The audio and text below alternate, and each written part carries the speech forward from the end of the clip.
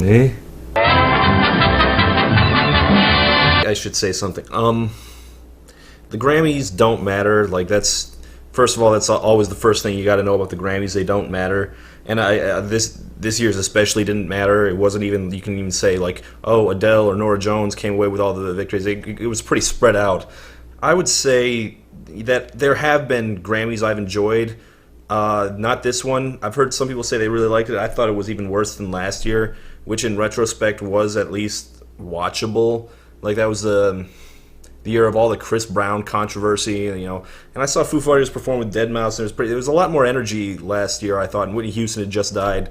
This year, like, it's hard to even care. Like, the big story everyone's talking about is that Chris Brown didn't stand up when Frank Ocean won. Like, I think I've used up my Chris Brown outrage. I'm not going to get angry because he didn't stand. So this one was a little short on controversy, a little short on big winners, big stories. It's just a thing that happened, and they put on the Grammys every year because they have to, not because anyone really wants to. And I think I said before that it should be the Grammys should make the Grammys better than any awards show, because then you can just focus on the performances and just have it be a big concert, a big music performance show. But it really does lose something when you don't care who wins. Like, it was, I think I read they put on like 10 awards. They give out more than 80 of these things, but they only handed out 10. And of course, this is better than like years past when they would give out 200. But if it doesn't matter, then it's like, why are we here? Why am I watching this? And which is sad, because this was a pretty. The ones that did win were all pretty good. The only one I didn't even like was Kelly Clarkson's Stronger album won an award, which God knows why. But she was funny when she got up there because she totally didn't expect it. And by totally didn't expect it, I mean totally didn't care. Just like no one cares. She was just laughing. But other than that, this was a pretty good year. I mean, give it to the Fun and Frank Ocean. The Black Keys and Mumford and Sons. Gautier. And Gautier, yeah. These are all people you can be glad won something. There's no Chris Brown didn't win a goddamn thing, so it wasn't one of those years.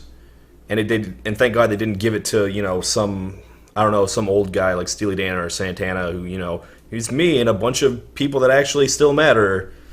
Those things tend to win awards. Eric Clapton and Flavors of the Week, but no, they all went to real artists this year, which is a good thing. But still, like, Mumford & Sons wins the Big Album of the Year award this year, and that's a safe choice. Just like Adele was a safe choice last year. I mean, they're not groundbreaking. They're very good, both of them. They're very good, but they're still kind of throwbacks. They're kind of easy choices. It's not like when like in 2003 when Outkast won everything. It's solid and safe.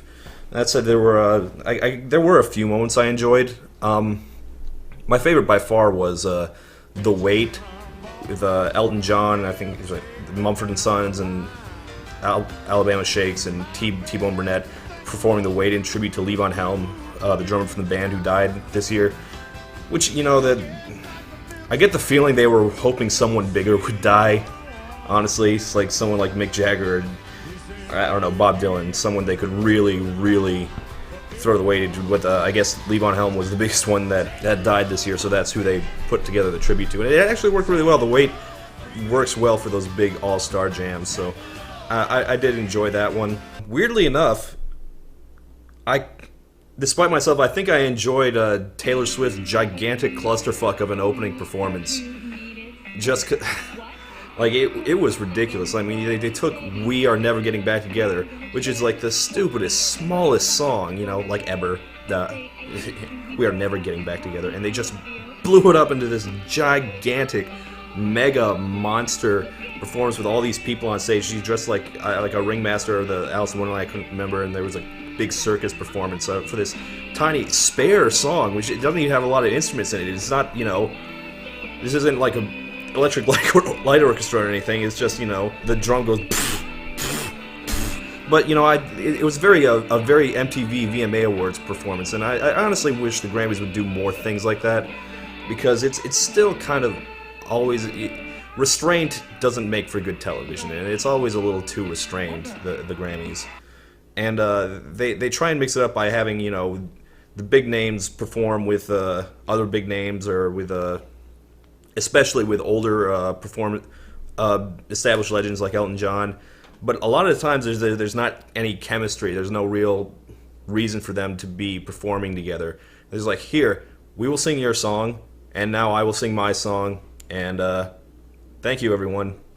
They did that with Maroon 5 and Alicia Keys' Girl on Fire, Daylight, neither of which are songs I like, and that was one of the better integrated ones, because at least they tried to harmonize. Shame the songs are mediocre, but I don't know, like Elton John and Ed Sheeran singing the A-Team, like I didn't see why that had to happen. One of my favorite moments was when Prince actually said a nice thing about someone, which he rarely ever does, and he said it to, and he gave his the award to Gautier, which was really nice. Prince said, he's like, I love this song, and you know, Prince doesn't even acknowledge other people's existence, so to him to say that about Gautier was a nice moment. It's like there are a lot of mutual respect on that stage.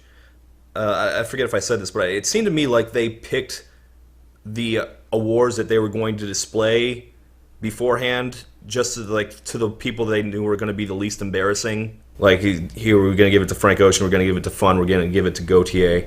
It seemed a little pre-planned, honestly. Like, I don't think they knew they were going to be on stage. Even Fun like ran off to pee during their award speech, so they were surprised. But I don't think it feels like they planned it ahead of time. It's like, who's a nice cross section of people we'd like to give awards to? Here, Carrie Underwood, here's your award. Here, Kelly Clarkson, here's your award. Here, Fun. Here, Gautier. Here, here. So Mumford & Sons. Yeah, they won Album of the Year, so that was always going to be on stage. But let's see what else. So there was LL Cool J was not very good as a host. His monologue was pretty terrible. He kept talking about Grammy moments, as if anyone can remember any Grammy moments. Like, it's soy bomb. Yes, the only thing people remember about the Grammys are when things go wrong or when people get angry. Like Elton John and Eminem. Yes, Elton John and Eminem. That was a big deal, but that's because everything Eminem did in 2000 and 1 and 2 was a big deal. One of the before I go on, LL Cool J finished the show with a new rap song that he was premiering that night, and I like him better as a rapper than as a host. He brought on Chuck D, and they did a short little tribute to Adam Yauch, the MCA of the Beastie Boys, which I thought should have been a lot longer. I thought should not have been pushed to the end of the show. There wasn't a whole lot of rap on stage. I mean, there was Miguel and Wiz Khalifa, which that whole Miguel and Wiz Khalifa performance is, I think, a good example of why the Grammys were boring that year. They just kind of walked on stage and they sang their song without any embellishment whatsoever. It's like, here, I'm gonna sing my song, bye. And Wiz Khalifa had really no reason to be there. He just stood there and said, yo. Yeah. Sweet. And then did a short little rap verse. He did not need to be on stage at all. I mean, the version I know of that song doesn't even have Wiz Khalifa on it. I think they just realized, like, oh god, we need to put more rap on here or we'll get called racist again like we did in 1990. So they just kind of shoved Wiz Khalifa on stage, put a mic in his hand and a ridiculous outfit on him, and was like, here, play something. I kind of kept wishing that Wiz Khalifa would jump in and just say yo during all the performances, just like go on stage, say yo, and leave, like when Mumford & Sons performed right after them. Mumford & Sons were good. Not memorably good, but good. And Jack White was good too. There was one performance that would have been better, except of the way they framed it, and that is, of course, the Bob Marley tribute that they did, which was none of those things. Like, first they bring on Bruno Mars to sing "Locked Out of Heaven" by not Bob Marley, obviously, and because it's like so obviously a Police song, they brought on Sting to help Bruno Mars sing it. Except he doesn't care about Bruno Mars. He flubbed the words. He got the line wrong, or he just sang them badly. Who knows?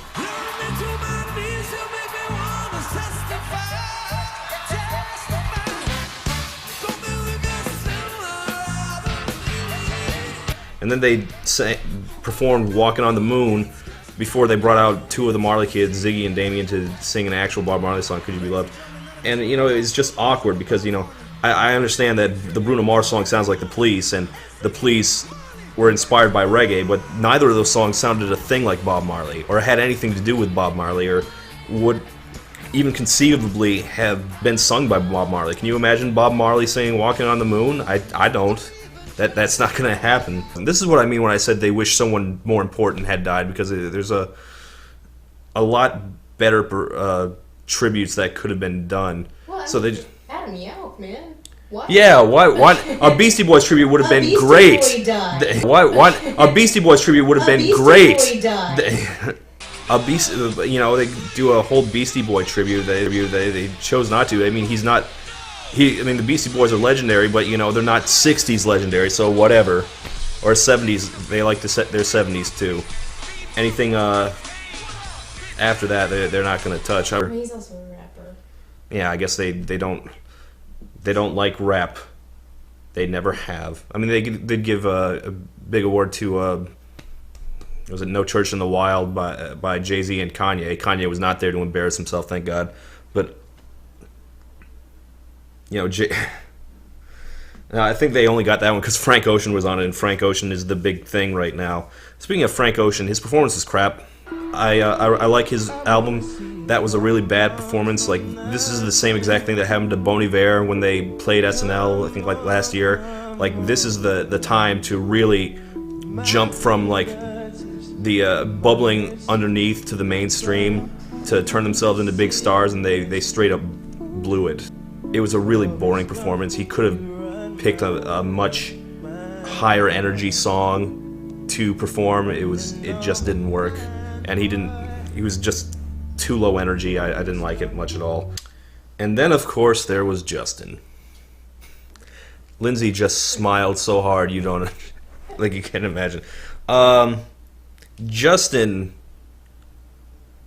we missed you, Justin. I didn't realize until I saw you perform, but I'm glad you're back. I wouldn't have done it in black and white like they did. I thought that was kind of weird. But the lighting wasn't set up for black and white. It looked bad. That was lighting for color, you moron. Justin is maturing into a elder statesman of pop, so to speak. So the whole retro thing, he's making it work for him. It's working very well. I expect that new album to be very, very retro. But I enjoyed it. I thought he did really well. One of the best performances of the night. But like I said, it's hard to care about. Like I said, I wish they'd just make it as spectacular as possible, because it would make it matter more. Because no one cares who wins. Like, every Oscar season, you hear all these things about the campaigns and the backstabbing and the cutthroatness and how badly people want it, and the Emmys too. I assume the Tonys. I'm not sure. I don't know much about Broadway, but the Grammys is just kind of, like, what do we do with it? Just chuck it out the window. So, it would be not. And the thing is, like, part of the reason no one cares is there never seems to be any logic behind who gets an award. Like, you may disagree with the taste of the Academy, but you get a kind of sense of what they like. And for the Grammys, it's so fragmented that there never seems to be a consensus. So you can't judge the Grammys' taste in music like you can the Oscars' taste in movies, because it's all over the place, and it doesn't seem to be dictated by anyone's actual taste or what they liked. It's just... They like white people. They like white people, yes they do. I'll be honest, this was a pretty white event. It was so white they forgot to do much of a tribute to the Beastie Boys. Beastie Boys were not white enough. And they gave Adele another award like she needs another one. That was kind of cheap too, by the way. They gave it to Set Fire to the Rain, which was off the album that won all the awards last year. But they just like, this is the live version. It's like, oh, come on. Well, another Grammy's come and gone. If you didn't watch it, now you know what everyone's not talking about this morning. I think that's it. Thank you. Peace.